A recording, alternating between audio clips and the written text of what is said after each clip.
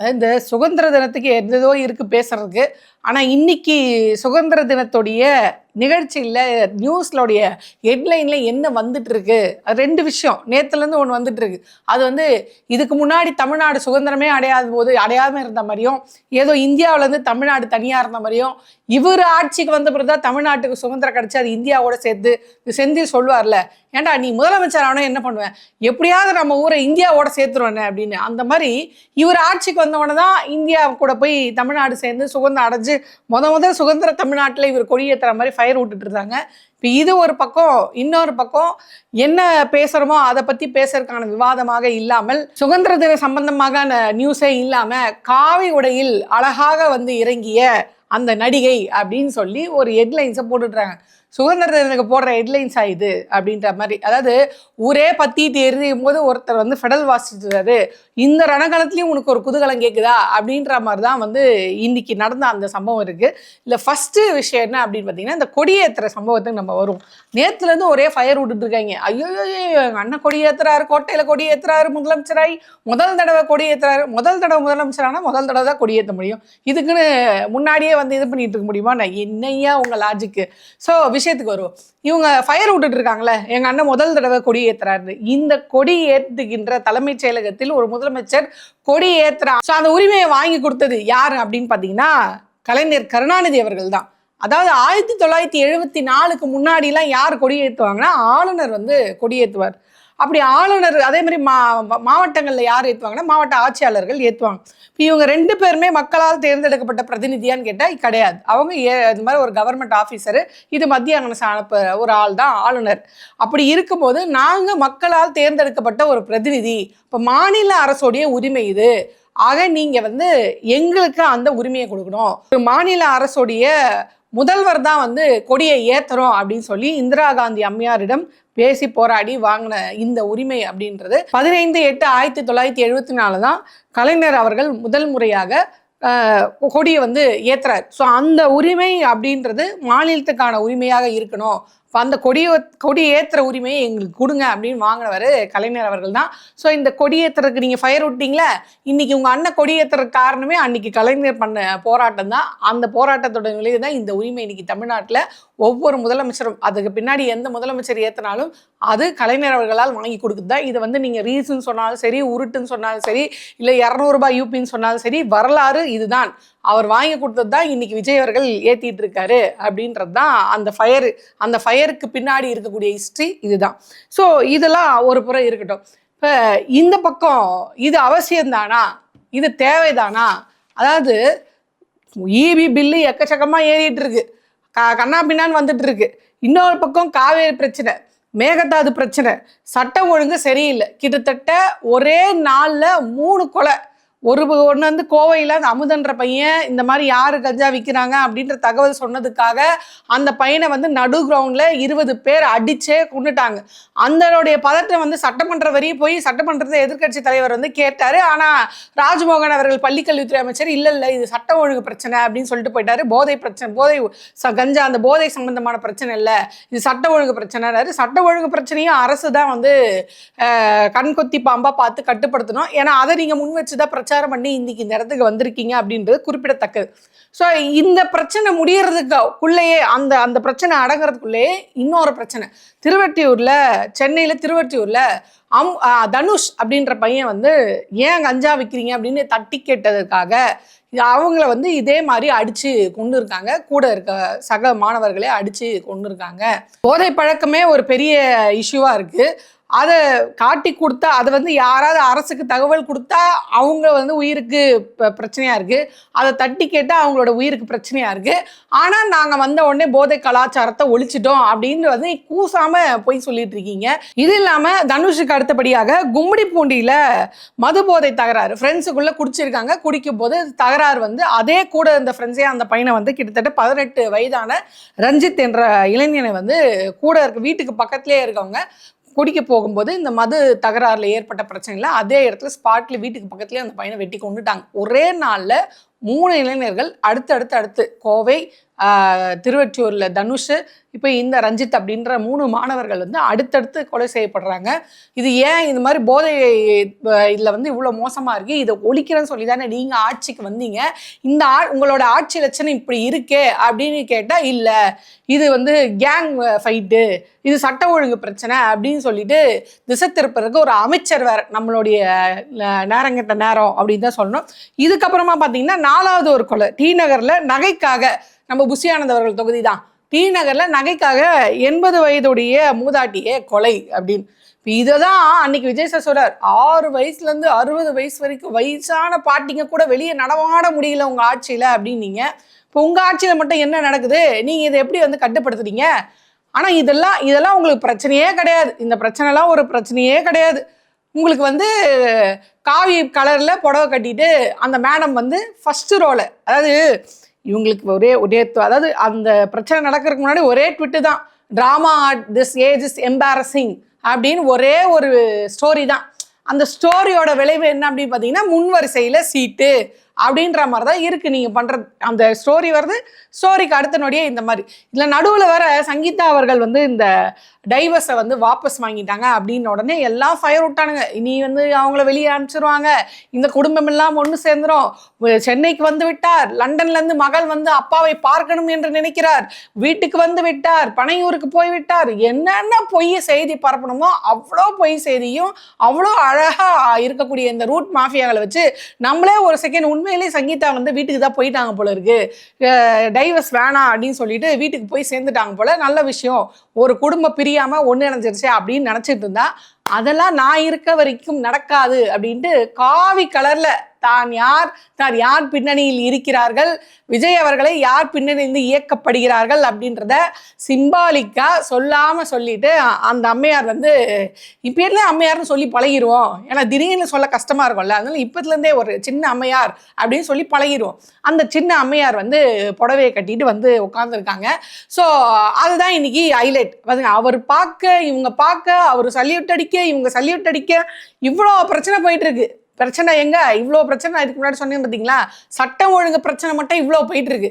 ஆனால் கொஞ்சம் கூட வெக்கமே இல்லாமல் நீங்கள் கூட்டிகிட்டு வந்து இவ்வளோ தூரத்துலேயே பண்ணிட்டு இருக்கீங்களே. ஸோ இப்போ தான் தெரியுது சங்கீதா அவர்கள் வந்து வாண்டடாக தான் டைவர்ஸ் கொடுக்காம இருக்காங்க. ஸோ அதை கொடுத்துட்டா உங்களுக்கு வழி விட்ட மாதிரி ஆகிடும், நான் ஏன் உங்களுக்கு வழி விடுவானே, அப்படிலாம் நான் வழி விட மாட்டேன், நீங்கள் சிக்கி தவிங்க அப்படின்ற மாதிரி அவங்க பங்கு அவங்க பண்ணியிருந்தாங்க. ஸோ இதெல்லாம் அவங்களுடைய தனிப்பட்ட விவகாரம். நம்ம சுதந்திர தினத்துக்கு வந்ததை பற்றினால பேசுகிறோம், பொது நிகழ்ச்சி. அவங்க கல்யாணத்துக்கு போனதோ இல்லை கருமாதிக்கு போனதை பற்றிலாம் நம்ம பேசல. சுதந்திர தினம் அப்படின்றது ஒரு பொது நிகழ்ச்சி. அந்த பொது நிகழ்ச்சியில் நீங்கள் இந்த மாதிரியான வேலைகள்லாம் பண்ணுறதை நாங்கள் பார்க்கும்போது என்ன இதில் நீங்கள் கொண்டு வந்து உட்கார வச்சுருக்கீங்க, அவங்கவுங்க அப்பா அம்மா ஓகே, இவங்க என்ன கேட்டு ஃப்ரெண்டுன்ற முறையில் உட்கார வச்சுருக்காங்க. நீங்கள் இதெல்லாம் தப்பாக நினைக்கக்கூடாது, அப்படி தப்பாக நினச்சா அது உங்கள் தப்பு. ஃப்ரெண்டுன்ற முறையில் அவங்க உட்கார வச்சுருக்காங்க. இந்த பக்கம் அப்பா அம்மா, அதில் வேற இவனுங்க ஃபயர் விட்டுட்டு இருக்கானுங்க வெக்கமே இல்லாமல். பார்த்தீங்களா, சோபா மேடம் பச்சை கலர், இவர் நடுவில் வெள்ளை கலர், மேடம் ஆரஞ்சு கலர், சுதந்திர தினத்துக்கு எவ்வளோ இதுவாக ஃபேமிலியாக பேசி வச்சுட்டு போட்டு வந்திருக்காங்க பார்த்தீங்களா. ஆக முன்னாடியே நீங்களாம் பேசி வச்சுட்டு தான் இதெல்லாம் பண்ணியிருக்கீங்களா அப்படின்ற மாதிரி அதுக்கும் வெக்கம் இல்லாமல் ஃபயர் விட்டுட்டு இருக்கானுங்க. நீங்கள் எதுக்கு தாண்டா ஃபயர் விட மாட்டீங்க அப்படின்ற மாதிரி இருக்குது. ஸோ அதுதான் இதை தான் நான் முன்னாடியே சொன்னேன். அதாவது ஊரே பற்றிட்டு இருக்கும் போது ஒருத்த மட்டும் ஃபெடல் வாசிச்சுட்டு இருந்தானா அப்படின்ற மாதிரி இங்கே இவ்வளோ பிரச்சனை போயிட்டுருக்கு. சட்டம் ஒழுங்கு பிரச்சனை சரியில்லை, கரண்ட் பில் எக்கச்சக்கமாக ஏறி போச்சு, வரியை ஏற்ற பார்த்தீங்க, போராடின பிறகு அதை வந்து இது பண்ண பார்த்தீங்க. இந்த லட்சணத்தில் நம்ம அண்ணன் வேற, அதாவது விஜய் அவர்கள் வேற ஒரு சுதந்திர தினத்துக்குன்னு ஒரு ஏதாவது பேசி ஆகணும் இல்லையா அப்படின்ட்டு அவர் வேற ஒன்று பேசியிருக்கார். அவர் என்ன பேசியிருக்காரு அப்படின்னு பார்த்தீங்கன்னா, விடுதலை என்பது யாதெனில், யாரோ ஸ்கூலில் வந்து கேட்பாங்க விடுதலைனா என்னடா விளக்கம் சொல்லுடா அப்படின்னா எழுந்து டெஃபினேஷன் கொடுப்பாங்க. அந்த மாதிரி நம்ம அண்ணன் வந்து டெஃபினேஷன் கொடுத்தார். விடுதலை என்பது யாதெனில், ஊழலில் இருந்து தமிழகத்தை காப்பாற்றுறது தான் விடுதலை. ஏன் ஊழல்லேருந்து இந்தியாவை காப்பாற்ற மாட்டீங்களா? நீங்கள் தான் பிரதமராக போகிறீங்கன்னு ஆதவர்ஜுனா சட்டமன்றத்தில் வந்து ஒரு கோடு போட்டு வச்சுருக்காரு. அது அப்புறம் ஆன பிறகு இந்தியா அளவில் பேசுவார். ஏன்னா தமிழ்நாட்டில் மட்டும்தான் ஊழல் இருக்குது, இந்தியாவில் வேறு எங்கேயுமே ஊழல் இல்லை. அங்கெல்லாம் பேசினா பாஜக கேள்வி கேட்குற மாதிரி அண்ணன் மாட்டிப்பார். அதனால தமிழ்நாட்டு லெவலில் அண்ணன் முடிச்சுக்கிறார். ஏன்னா தமிழ்நாட்டு லெவலில் வரும்போது மட்டும் தானே டிஎம்கேவை அடிக்க முடியும், மற்ற யாரையுமே அடிக்க தெரியாது. பாஜக அப்படின்றது கனவுல கூட வராது. ஸோ இந்த தமிழ்நாட்டில் ஊழல், அதாவது ஊழலில் இருந்து தமிழ்நாட்டை காப்பாற்றுவது தான் விடுதலை, அதுவும் ஒரு வகையான விடுதலை அப்படின்னா முதல்ல உங்கள் அமைச்சர்கள்கிட்ட இருந்தால் காப்பாற்றணும். ஏன்னா 100 கோடி மதிப்புள்ள பழனி நிலத்தை 2 கோடிக்கு ரெஜிஸ்டர் பண்ணுறாங்க. அதில் சம்மந்தப்பட்டவங்கள அரெஸ்ட் ஆனால் ஒருத்தர் ஐசியூ வார்டுக்கு போயிட்டாரு, இன்னொருத்தர் செத்தே போயிட்டாரு. அது என்ன பின்னணி, யார் பின்னாடி இருக்கா இதுவரை கண்டுபிடிக்க முடியல. இன்னொரு பக்கம் வந்து உங்கள் அமைச்சர்கள் சம்மந்தப்பட்டவங்க தான் மீனாட்சி அம்மன் மதுரை கோயிலில் 60 கோடி இடத்த வந்து ஆட்டிய போட்டதாக செய்திகள் வந்துட்டு இருக்கு.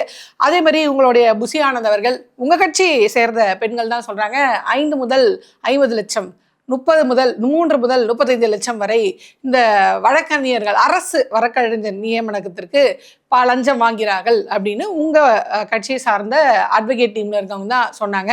இதெல்லாம் ஊழல் இல்லையா, லஞ்சம் இல்லையா, இதெல்லாம் எப்படி ஒழிச்சு நீங்கள் தமிழ்நாட்டை வந்து ஊழல்லேருந்து காப்பாற்ற போகிறீங்க?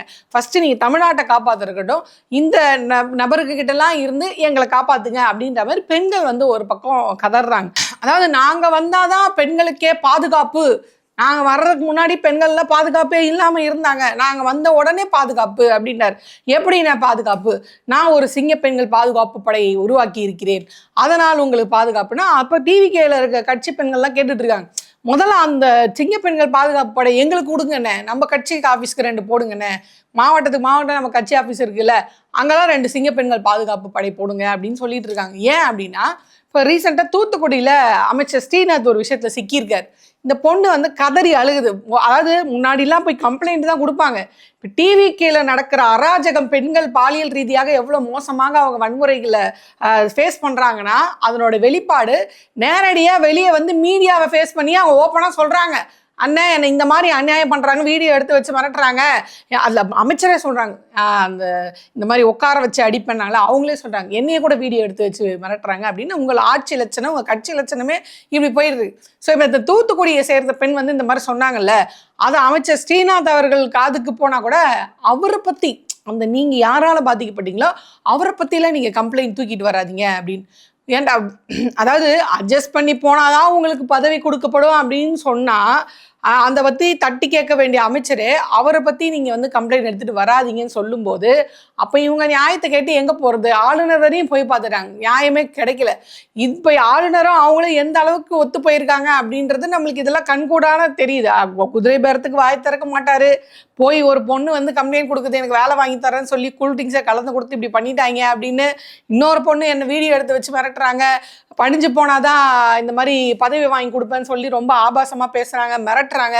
ஏதாவது ஒரு நடவடிக்கை எடுங்க. நான் அமைச்சர்கிட்ட போனால் அமைச்சர் இது சம்மந்தமாக நீ வராத அப்படின்னு சொல்லி தட்டி கழிக்கிறாங்க. இல்லைனா யார் பிரச்சனைன்ட்டு போய் கம்ப்ளைண்ட் கொடுக்குறாங்க, அவங்கள வெளியே தூக்கி போடுறது, கட்சியை விட்டு நீக்கிறது, இந்த மாதிரியான மோசமான நடவடிக்கை எடுக்கிறாங்க. ஆனால் இவங்க வந்து சொல்கிறாங்க, சுதந்திர தின மேடையில் வந்து சொல்கிறாங்க, ஊழலில் இருந்து தமிழகத்தை காப்பாற்றுவது தான் விடுதலை. அதே மாதிரி உங்ககிட்ட இருந்து நிர்வாகிகிட்ட இருந்து பெண்களை காப்பாற்றுறதா பெண்களுக்கு விடுதலை போல இருக்கு, பெண்களுக்கு பாதுகாப்பு. அன்னைக்குதான் பெண்களுக்கு சுதந்திர தினம் போல. அந்த அளவுக்கு மோசமா போயிட்டு இருக்கு தமிழ்நாட்டில் டிவிகே கட்சியோடைய நிர்வாகிகள். கேட்டா இது எங்களுக்குள்ள நாங்க எப்படி வேணாலும் போய்ப்போம் அப்படின்ற மாதிரி அதையும் சப்போர்ட் பண்றாங்க.